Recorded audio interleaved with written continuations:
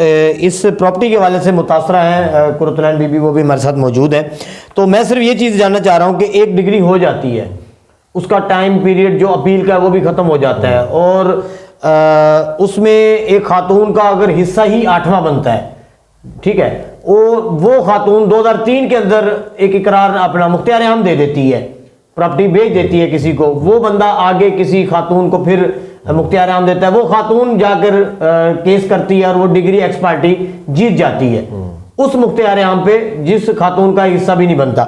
2006 के अंदर additional session जज साहब उसी डिग्री की पिछली, उस डिग्री से पीछे जो डिग्री कोई होती है जो मालकाना हकूक दिए जाते हैं मंजूरा बीबी को, उस हवाले से एडिशनल सेशन जज एक आर्डर करते हैं कि जी वो डिग्री हम नहीं तोड़ सकते, वो नहीं टूट सकती, आपकी अपील खारिज कर दी जाए।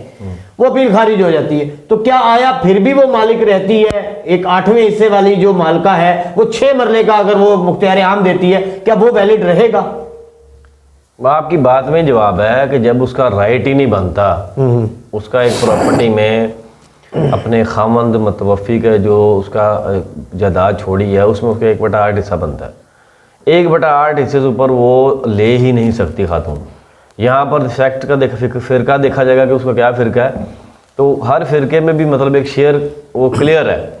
अब वो क्लियर जब उसने अपना शेयर ले लिया उससे ज़्यादा तो एक्सीड करने से इसमें तो क्लियर अब ये आपका जो मामला है, मैंने भी इस केस को देखा है, तो ये तो बिल्कुल क्लियर होता है कि वो एक मेलाफाइड थी, खातून का शौहर वफात पा गया, उसने बच्चा छोटा अपना किसी हैंड ओवर किया और वो चली गई, उसने जाके शादी कर ली किसी शख्स से, वो रहती रही। उस वक्त जब उसने वो जायदाद से वो छोड़ के गई थी, वो जायदाद की कीमत थी कौड़ियों के भाव। अब जब करोड़ों के भाव हुई तो ज़ाहिर बात है कि वो फिर उसको लालच इंसान की हिर्स जागती है, तो वो जागी वापस आई। अब उसने जाके जिनके साथ ये उसने मामला किए हैं और जिनके साथ मेला फाइट करके और उसने ये पूरा प्लान किया है, अब एक शख्स का हिस्सा ही नहीं बनता, वो कानून उसके बारे में उस प्रॉपर्टी का कैसे मुख्तियार आम दे सकता है? मुख्तियार आम दे ही नहीं सकती। उसके ऊपर आगे अगर कोई डिग्री करवाता है या मलकियत जाहिर करता है वो मालिक नहीं बन सकता। मैंने वही तो आपसे पहले भी यही कहा था कि लोग जो है वो इस कानून का ना प्रोसेस का मिसयूज और प्रोसेस करने की कोशिश करते हैं और करा लेते हैं। ये देखें, ये तो मंतक को लगने वाली बात ही नहीं है। उन्होंने करा लिया, उन्होंने अपने सेटिस्फेक्शन के लिए, यहाँ उन्होंने दबाने के लिए उन्होंने एक डिग्री फेक करा के ले ली। वो तो जब कोर्ट के सामने मामला जाता तो अच्छा मैडम कुरतुलैन, आपका ये प्रॉपर्टी का मामला है, आपके सामने हमने इसके ऊपर जितनी भी आवाज़ उठाई, हमने कोशिश की कि आप लोगों का या किसी भी गरीब का हक ना दबाया जाए, कोई भी कब्जा माफी है वो इस पे काबिज ना रह सके किसी की भी प्रॉपर्टी पे। और उसके बाद आपने देखा होगा कि मुझे भी फ़ोन आते रहे, मुझे भी मतलब ऑफरें भी आती रहीं, सारा कुछ हुआ, लेकिन अल्हम्दुलिल्लाह हमने जो हकाइक हमने उसके ऊपर बात करनी होती है। ये जो प्रॉपर्टी का मामला है, आपने एप्लीकेशन दी थाना दिल्ली गेट में, वहाँ पर क्या हुआ, आपने डीसी साहब को भी दरखास्त दी, आप इस हवाले से ज़रा मुख्तसर बताइएगा, फिर इंशाल्लाह इसके ऊपर मज़ीद आगे फिर भी बात करेंगे। बिस्मिल्लाहिर्रहमानिर्रहीम। सबसे पहले तो आपका बहुत शुक्रिया कि आपने आवाज़ उठाई है डोगरों के ख़िलाफ़। और दूसरी बात मैं ये कहना चाह रही हूँ, मैंने मुतल्लिका थाना में दी दरख्वास्त, वहाँ पे भी मुझे थर्ट किया गया, बहुत ज़्यादा प्रेशराइज़ किया गया कि आपने क्यों दरख्वास्त दी है, क्या आपका भाई नहीं है, ये नहीं है, वो नहीं है, तो बीबी आप मदर की बेटी हैं। इस तरह से मुझे थर्ड और ज़ाती इख्तिलाफात मतलब बातें करने लगे वो लोग। उसके बाद फिर मैंने अब डीसी को दी हुई है दरख्वास्त, और आज मेरे पास कॉल आई है तो वहाँ पे तो सुबह मैंने इंशाल्लाह जाना है पटवारी साहब के साथ। क्या उन्होंने क्या कहा आपको? उन्होंने यही मौका का पूछा है और हमें मौका दिखाया, आपके साथ ज्यादती नहीं होने देंगे, जो भी मामलात होंगे ज़रूर। तो अब वो डोगर साहब जो है ना, चंदा डोगर जो है, वो मुझे प्रेशराइज भी कर रहे हैं और अननोन नंबर से कॉलें भी कर रहे हैं और धमकियाँ भी दिलवा रही हैं कि बीबी ये इस चीज़ से हट जाओ, वरना आपकी जो है ना, पहले जो मेरा एक भाई है ना बड़ा, वो भी इन्हीं की वजह से लापता है। 10 साल हो गए, मैंने पहले भी बताया आपको कि एप्लीकेशन भी दी हुई है, उस पर कोई कार्रवाई नहीं की, कोई SHO ने कोई वो नहीं किया। वो कहते हैं 10 साल हो गया, अब हम क्या उनको ढूंढ के लाएं। हालांकि ये SHO की वो है कि एक ड्यूटी है उनका कि वो ये काम करे, उन्होंने ये भी नहीं काम किया। और मुझे अब तक धमकियाँ दे रहे हैं कि तुम्हारा दूसरे भाई का भी यही हाल किया जाएगा। ये डोगरों ने मुझे धमकियाँ दी हैं।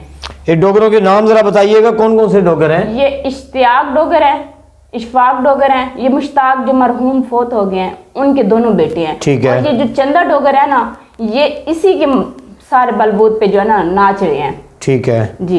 अच्छा चौधरी साहब, आप बताइएगा, ज़िशान नजवी साहब, कि अगर कोई शख्स गुम हो जाता है, लापता हो जाता है, तो क्या रियासत का, क्या हमारे इदारों का काम नहीं है कि उसकी एप्लीकेशन दर्ज करें, FIR लॉन्च करें, फिर उसकी तहकीकात करें, उसे ढूंढें? क्या ये उनका वो नहीं है? तो इस पर रोशनी डालिएगा। नहीं जी, बिल्कुल ऐसे है। देखें, बिल्कुल इसके लिए कानून मौजूद है।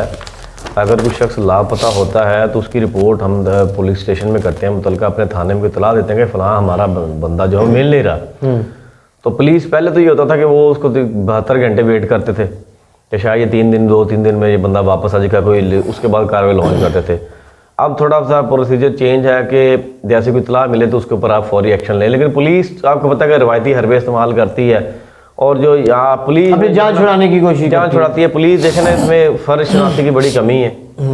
अगर किसी की इनके लिए अच्छे ऑफिसर भी हैं, अच्छे अहलकार हैं, अच्छे ऑफिसर हैं जो मतलब कि अवाम के दुख दर्द में समझते हैं, उसमें साथ खड़े होते हैं और उसमें एफर्ट करते हैं। लेकिन मोस्टली मैंने यही देखा कि पुलिस में स्टेशन में वो जान छुड़ाओ काम ही करते हैं, टाइम टपाओ और अपने गले से उतारो। बहुत शुक्रिया ज़ीशान साहब। जी नाज़रीन, आपने हमारे मेहमानों की भी गुफ्तगू सुनी और मामला भी आपकी अदालत में भी है, अवाम की अदालत में भी है।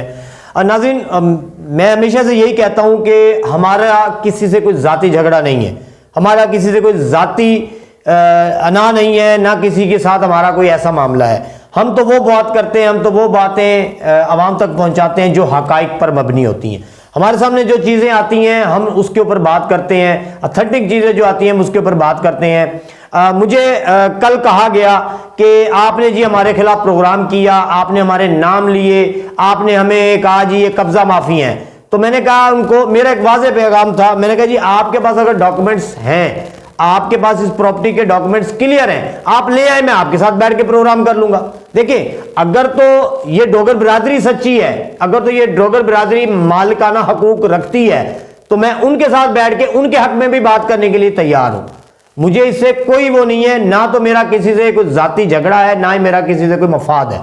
लेकिन ये जो प्रॉपर्टी है, ये इस हवाले से ना तो डोगर बिरादरी, जिसमें चंदा डोगर, इश्तियाक डोगर, इशफाक डोगर और कुछ और भी लोग हैं, इसमें तकरीबन कोई दर्जन के करीब लोग हैं जो मुझे काले कर रहे हैं, मुझे काले करके ऑफरें भी करा रहे हैं और इस केस से पीछे हटने की बात कर रहे हैं। और उन्होंने एक बड़ा अहम जो बात की, उन्होंने ये कहा कि आप अगर इस केस से हट जाएं या आप इसकी सपोर्ट से हट जाएं तो हमसे ये प्रॉपर्टी कोई नहीं ले सकता। तो नाजरीन, ये बड़ी अजीब सी बात हो जाती है, लेकिन हमारा काम है बोलना, हम बोलते रहेंगे। हमें कुछ दोस्त रोक भी रहे हैं कि जी आप ना बोलें, शायद कुछ गलत ना हो जाए, लेकिन अल्हम्दुलिल्लाह अल्लाह ताला जिसको रखना चाहे उसको कोई मार नहीं सकता। तो नाजरीन, ये कब्ज़ा माफिया का जो ये नंगा नाच है, ये अरसा दराज से चलता आ रहा है पूरे पाकिस्तान के अंदर। लेकिन अब हमें उम्मीद है कि हुकूमत पंजाब की जानिब से ये जो कब्ज़ा माफिया का जो एक राज है ये ख़त्म होगा और इंशाल्लाह जो मुतासरीन हैं, जितने भी हैं, मैडम कुरतुलैन है, इनके अलावा और जितने भी लोग हैं जिनकी ज़मीनें इन कब्ज़ा माफियों ने हड़प कर रखी है, इंशाल्लाह वो वागुज़ार होगी और उनका हक उनको